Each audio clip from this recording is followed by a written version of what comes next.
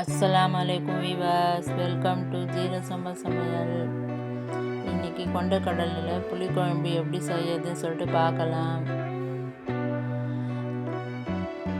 Over night ஊற வச்சுருக்கேன் கொண்டக்கடலையே.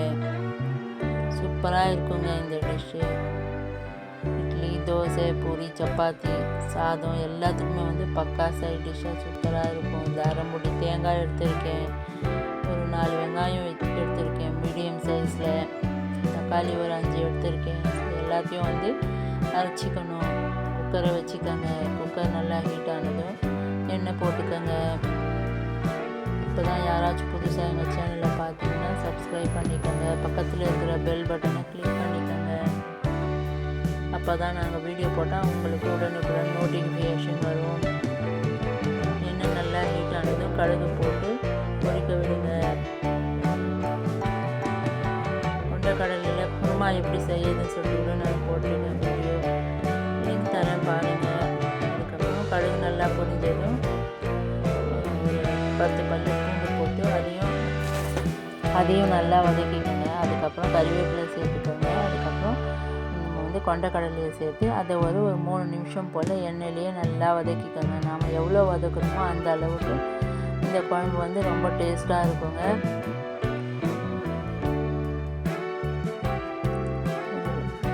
நல்லா வதக்கிக்கோங்க. அதையே இந்த வீடியோ உங்களுக்கு பிடிச்சிருந்ததுன்னா லைக் பண்ணுங்கள், எங்கள் சேனலை சப்ஸ்கிரைப் பண்ணிக்கோங்க. அது நல்லா வதங்கிடும். மஞ்சள்தூள் சேர்த்துக்கோங்க 6 ஸ்பூன். அதுக்கப்புறம் மிளகாய்த்தூள் சேர்த்துக்கோங்க 1 ஸ்பூன் நான் சேர்த்துருக்கேன். நீங்கள் உங்கள் காரத்துக்கு ஏற்ற மாதிரி மிளகாய்த்தூள் சேர்த்துக்கோங்க. தனியாத்தூள் 1 ஸ்பூன் சேர்த்துக்கோங்க. 2 ஸ்பூன் சேர்த்துக்கிறதா இருந்தாலும் சேர்த்துக்கலாம், நல்லா தான் இருக்கும். சேர்த்து அதையும் நல்லா இதிலே நல்லா மிக்ஸ் பண்ணிக்கோங்க.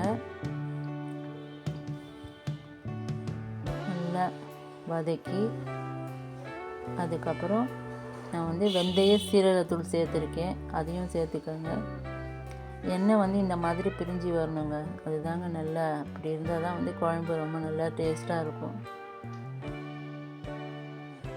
அதுக்கப்புறம் அரைச்ச இந்த தக்காளி, வெங்காயம், தேங்காய் இதெல்லாம் நம்ம அரைச்சி பேஸ்ட்டாக வச்சுருக்கோம் இல்லையா, அதையும் இதில் சேர்த்து நல்லா மிக்ஸ் பண்ணிக்கோங்க.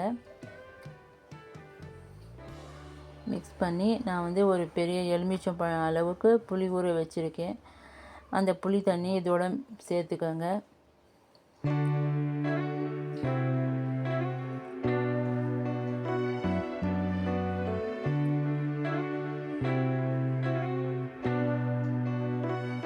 அதுக்கப்புறம் இந்த குழம்புக்கு தேவையான தண்ணி சேர்த்துக்கோங்க. சேர்த்து நல்லா மிக்ஸ் பண்ணி இதுக்கு தேவையான அளவு உப்பு சேர்த்துக்கோங்க.